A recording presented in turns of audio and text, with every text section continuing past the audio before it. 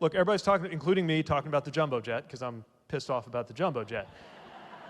But I believe the most important story today is that the numbers started coming back on the budget reconciliation put forward by the congressional Republicans, which last time I checked, literally as we speak, they're marking up in committee and voting on. And it is literally a zero-sum game, because the more they do this, the less there is for that. So yes, I am against the enormous tax cuts for the rich that they are pushing through. But part of why we're against that is we're for taking those dollars and using them to make sure that nobody in this country, no child in this country goes without health insurance. To make sure that no child in this country goes hungry. Republicans have been talking about their big, beautiful spending bill. That's the most important component of their agenda. Well, outside of defunding cancer research, eliminating funding for veterans, getting rid of Head Start, Meals on Wheels, federal FEMA funding, destructive things. Well, they're rolling out the numbers, and it unsurprisingly fits with their disastrous policy plan. The math is not adding up. They're trying to convince people that they are cutting millions of undocumented people from payroll, from Medicare, acting as though this is what's going to save it. Even if you believe everything that Republicans have said today, they are identifying 1 million, their claim, which I dispute, but if you believe them, their claim is that 1 million undocumented people are on Medicaid. So why are they trying to cut 13.7 million Americans off their health care? By the Republicans' own Energy and Commerce tweet this morning, their claim is 7.6 million people are somehow ineligible for health care. So why are they cutting 13.7 million Americans off their health care? They've asked us to read this bill, and we have. This bill bans the people that they kick off of Medicaid from even buying their own insurance from the Affordable Care Act exchange. So once you are kicked off Medicaid, you then can't even buy your own health insurance.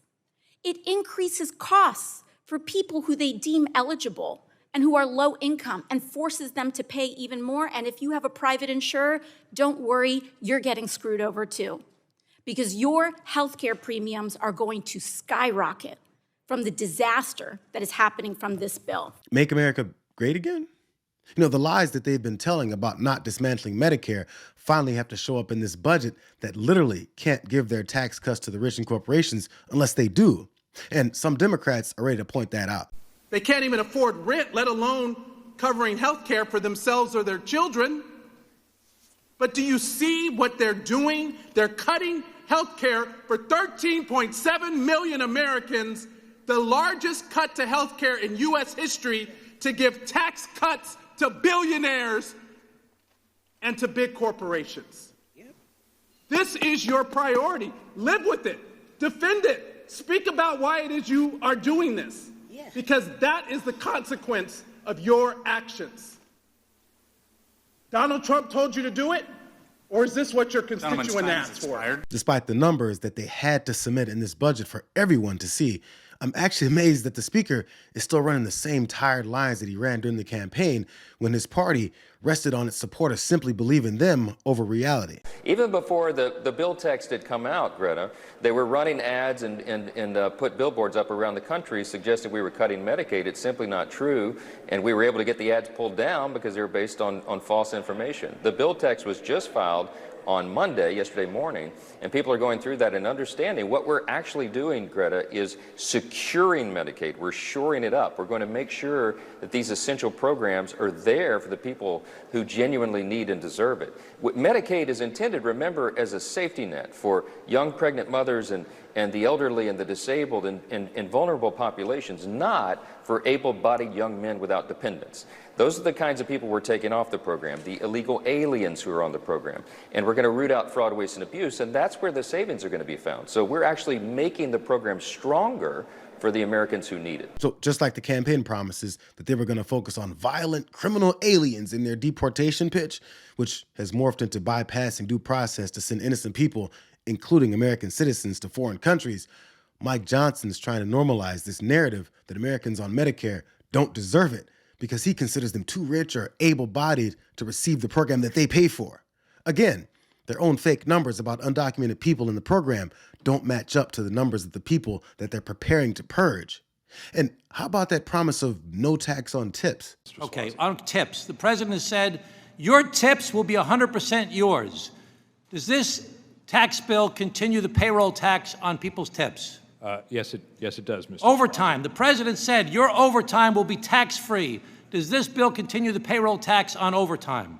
It does not exempt overtime from the payroll tax. The president has said he's going to remove taxes on Social Security. Does this bill remove taxes on Social Security benefits? The legislation provides an increased exemption amount. But does it remove taxes on Social Security benefits as promised by the president? Does not change Social. No tax on tips, overtime pay, and Social Security were some of the populist rallying cries that this MAGA party claimed were the reasons that people voted for this extraordinary liar. So, now that it's being exposed that those were lies, do all the MAGA voters lump this in with their celebrated plan of trolling the libs?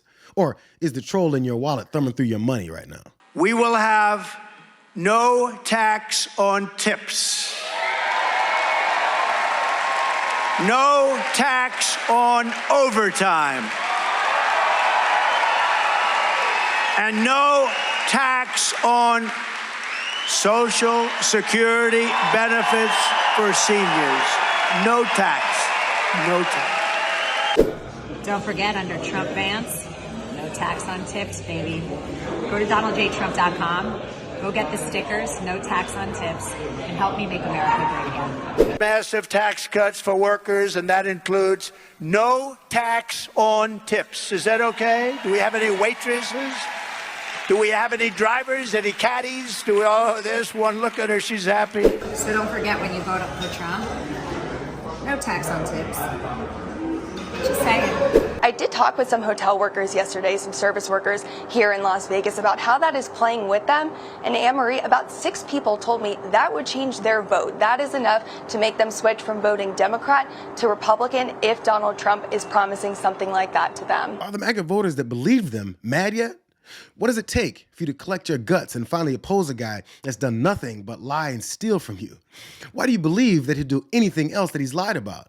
It's not like all the people with Trump derangement syndrome didn't say this was a pile of lies, and you were convinced that the facts didn't exist because MAGA's response was to call them a bunch of names. So if you're not mad yet, maybe the lies about being fiscally responsible will finally piss you off. We were concerned about deficits. Everybody's talking about the deficits. The president talked about how he's going to dramatically reduce the deficits. There's not going to be any more deficits here. Chairman Smith is concerned about the deficits. Chairman of Budget, Arrington, is concerned about deficits. Others are concerned about deficits. And as we heard earlier today, this is going to increase deficits by $4 trillion. $4 trillion more on the deficit. Middle finger to your tips, overtime, and Social Security not being taxed. Booting nearly 14 million Americans off of Medicare. And where are all those savings that Elon Musk was supposed to find since he has control of your Social Security numbers and your tax info? Elon Musk and Doge said we're going to cut things. We got to cut. And they set a goal of $2 trillion in cuts. But then they reduced it to $1 trillion in cuts. And then they said we could only come up with $150 billion in cuts. And I guarantee you, mark my words, those cuts will end up costing money because they were done in such a reckless manner. You don't even have to mark his words.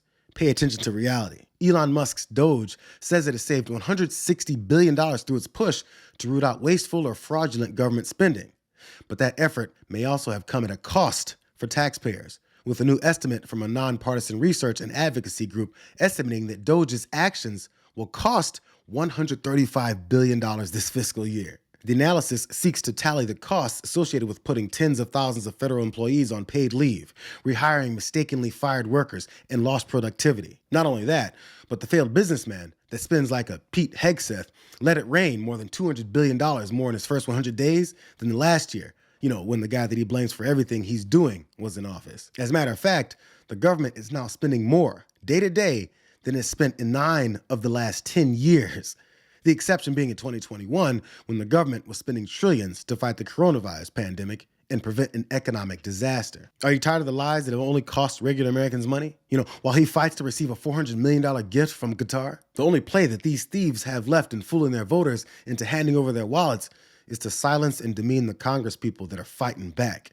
It's why Republican Randy Weber took issue with AOC speaking to the camera and the American people while she exposed their lies that flooded their budget. In terms of some of the exemptions, pregnancy is covered, correct? May I interrupt? I'm glad you're addressing us instead of speaking to the camera. Yeah. Keep going. Pregnancy is covered, correct? Yes. As an exemption? I have a question.